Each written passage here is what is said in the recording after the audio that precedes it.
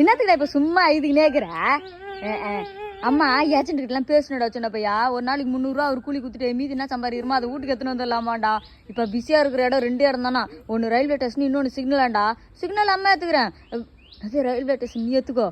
சபியா உள்ள அப்படியே குழு குழுன்னு பிச்சை எடுக்கலாம்டா. கொடுத்து வச்சு பிச்சைக்காரன்டா நீ. அழகா எடுக்கலாம். நான் சிக்னல் எடுத்துறேன், நீ சபை எடுத்துக்க. கண்ட நாயில எச்சு துப்பானுங்க, கண்டத்துல மூத்திரம் மேய்ச்சி விடுவானுங்கம்மா. ஒரே நாத்தமா அடிக்குமா. எந்த சபை இப்ப கிளீனா இருக்குது சொல்லு? நான் போக மாட்டேன், எனக்கு இது விடு. சிக்னல்லாம் லேடிஸ் போனா தான்டா கரெக்டா இருக்கும். குழந்தை எடுத்து அழகா பிச்சை எடுக்கலாம் தெரியுமா? குழந்தை எங்க இருக்குது? அதெல்லாம் ஏஜென்ட்டே குத்துருவாரு.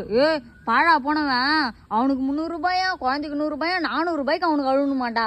மீது கஷ்டம் அம்மாவுக்கு. என்ன பண்றது? இப்படி குழந்தைய வச்சுட்டு பிச்சை எடுக்கிறீங்களா? அறிவு இருக்குதா இல்லையா? அந்த நாய் தான் அறிவு இல்லை, உனக்கு அறிவு இல்லை. வயிற்றுக்கு என்ன தின்ற நீதான்?